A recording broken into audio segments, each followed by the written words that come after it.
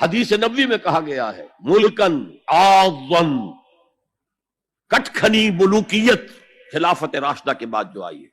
یہ حدیث ہے، بہت اہم ہے. مسند احمد ابن حنبل رحمت اللہ علیہ عن النعمان ابن بشیر رضی اللہ تعالی عنہ، حضور نے فرمایا تکون فیکم نبوت ما شاء اللہ ان تکون ثم یرفع اللہ اذا شاء یرفعها.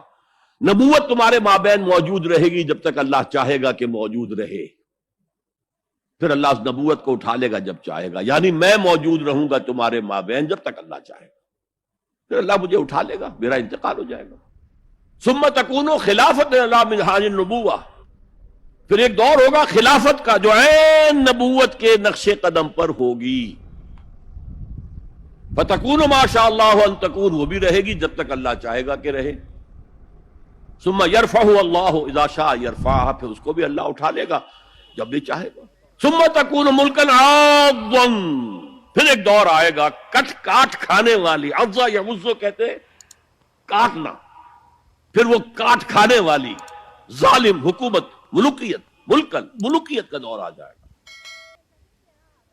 اب جب یہ دور آ گیا تو اب اس کا علاج کیا ہے؟ اور وہ دور گھٹتے جہاں تک بات پہنچ گئی ہے، یقیناً ہم سے تو بہت بہتر معاشرہ تھا بنو امیہ کے دور کا، لیکن یہ کہ اب ہم کہاں پہنچ گئے، سرے سے یاد ہی نہیں کہ ہمارا یہ کوئی فرض منصبی ہے، شہادت علی الناس کوئی ہماری ذمہ داری ہے، ہم مسئول ہوں گے اللہ کے ہاں. احساس ہی نہیں.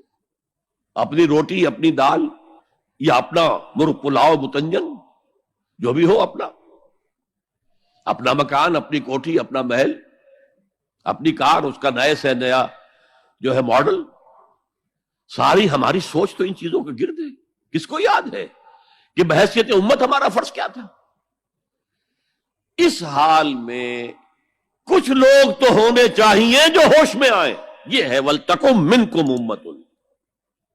جب پوری امت سو جائے تو امت ودن امت قائم کی جائے. ایک بڑی امت ہے امت محمد، جو بالفعل امت کی حالت میں نہیں ہے، جو وحدت امت کا سب سے بڑا خودی خواہ ہے. اس کا قول میں آپ کو سنا چکا ہوں. At present there is no Muslim ummah. Instead we have a number of Muslim nations.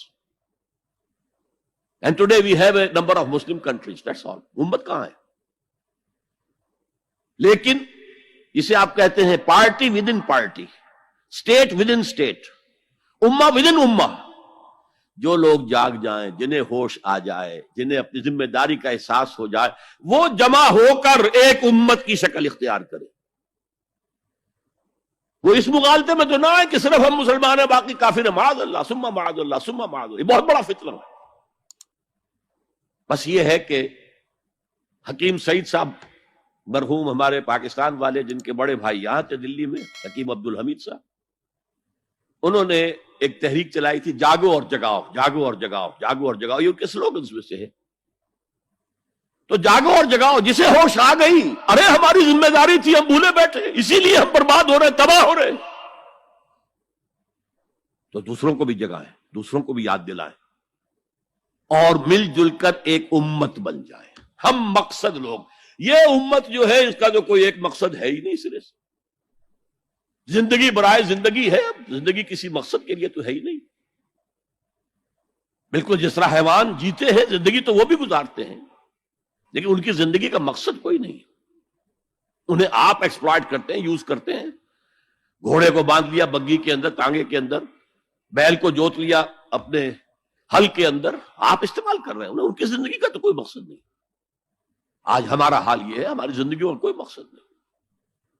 لیکن جو جاگ جائیں، جنہیں احساس ہو جائے، جو محسوس کر لے کہ یہ ہماری اجتماعی ذمہ داری ہے، اور اسی کو پورا کرنے نہ کرنے کے باعث ضربت علیہم الذلۃ والمسکنۃ وباؤوا بغضب من اللہ کی صورت جو کبھی یہود کی تھی، وہ آج ہماری ہو چکی ہے.